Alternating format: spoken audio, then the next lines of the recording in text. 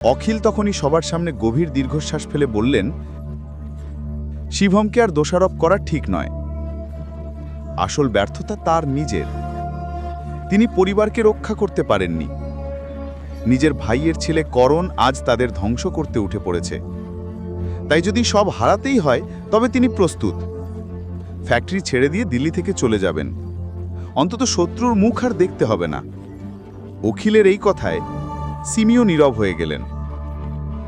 ঠিক তখনই বাইরে থেকে ভেসে এলো এক তাচ্ছিল্যের হাসি। করণ এসে হাজির হলো যেন ভাঙা পরিবারের ওপর নিজের বিজয় ঘোষণা করতে। করণ সেদিন পঞ্চম কাকিমা আর পঞ্চম কাকাকে উদ্দেশ্য করে ব্যঙ্গাত্মকভাবে কথা টেনে বলতে লাগলো। তার উদ্দেশ্য ছিল একটাই, তাদের আরও উস্কে দেওয়া। সে দাবি করল যদি আজ সে না ছুটে আসতো তবে ফ্যাক্টরির শ্রমিকরা অখিলকে প্রাণেই মেরে ফেলত। দৃশ্যটি আর সহ্য করতে পারল না। তার মনে হলো সব বিশৃঙ্খলার আসল কারিগর করণ নিজেই, অথচ এখন নকল নায়কের মতো আচরণ করছে। রাগে ফেটে পড়ল। পরিবারের কেউই করণের অতিরিক্ত বুদ্ধিদীপ্ত ভান আর সহ্য করতে পারছিল না। করণ তখন দীর্ঘশ্বাস ফেলে বলল, এই পরিবার অকৃতজ্ঞ। সে দাবি করল তার ইচ্ছা ছিল অখিলের সব ঋণ মিটিয়ে দেওয়া, আর এতে যদি সে না থাকত হয়তো অখিল আজ জীবিতই থাকতেন না। নরম গলায় করণ বোঝানোর চেষ্টা করল যে সে কেবল সাহায্য করছে, কিন্তু তার এই অভিনয় আর কেউ মেনে নিতে পারল না। মুখ বন্ধ করো আর এখান থেকে দফা হয়ে যাও। করণ দৃষ্টি রাগে কাঁপতে কাঁপতে চিৎকার করল, আমি দফা হয়ে যাব, কিন্তু পরে যেন এটা না বলো অখিল আঙ্কেল যে আমি তোমার পরিবারকে একটা সুযোগ দিইনি। আসলে তোমাদের তো কৃতজ্ঞ হওয়া উচিত, কিন্তু তোমরা সেটা মানছ না। তাই আমি কালই ঋণদাতাদের অধিকার ছেড়ে দেব।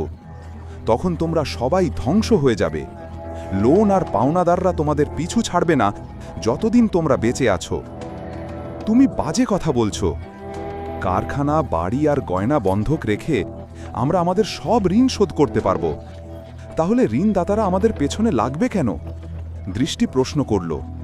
করণ গর্বভরা হাসি দিয়ে উত্তর দিল, ওই নিকৃষ্ট জুয়েলারি প্রসেসিং ফ্যাক্টরির সব যন্ত্রপাতি ভেঙে গেছে। 1 কোটির দাম নেই, ওগুলো বন্ধক রাখবে কোথায়? তার ওপরে তোমাদের এখনো সাইডের ধসের হিসাব দিতে হবে।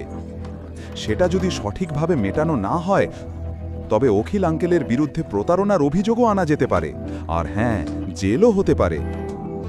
শিবম তখন শান্ত অথচ নিরাবেগভাবে জানালো, যথেষ্ট হয়েছে, করণকে এবার চলে যেতে হবে। কিন্তু করণ হঠাৎই ক্রোধে ফেটে পড়ল।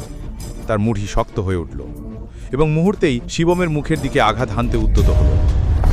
কিন্তু বজ্রগতিতে শিবম তার মুঠি থামিয়ে দিল আর এক নিঃসঙ্গ ঘূর্ণিতে করণকে সম্পূর্ণ অসহায় করে দিল। করণ বিস্ময় আর ক্রোধে কাঁপতে কাঁপতে ফিসফিস করে উঠে দাঁড়াল। তার চোখে বিষ ঝরে পড়ল। সে হুঁশিয়ারি দিল, শিবম তাকে স্পর্শ করার সাহস করেছে, আর এই পরিবারের কেউই আর রেহাই পাবে না।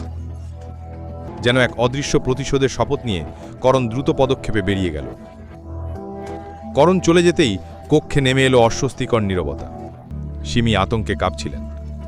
তার মনে হলো শিবম ভয়ানক ভুল করেছে। তিনি ভয় পেলেন এর ফল ভয়ঙ্কর হবে। করণ আর তার পরিবার তাদের ধ্বংস করে দেবে।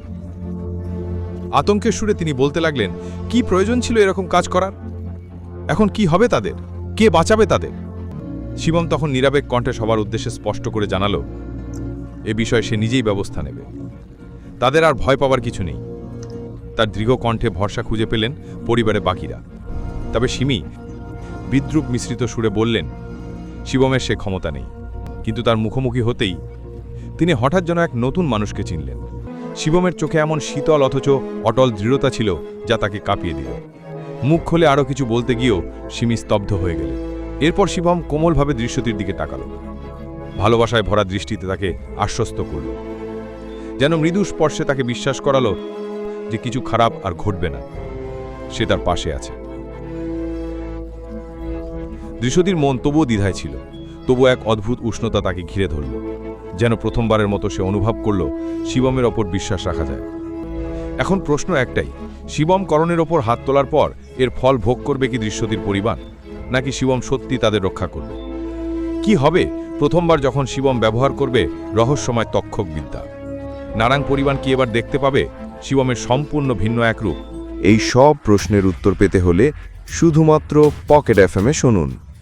এখনই পকেট এফএম অ্যাপ্লিকেশন ডাউনলোড করুন, লিংক বর্ণনায় দেওয়া আছে।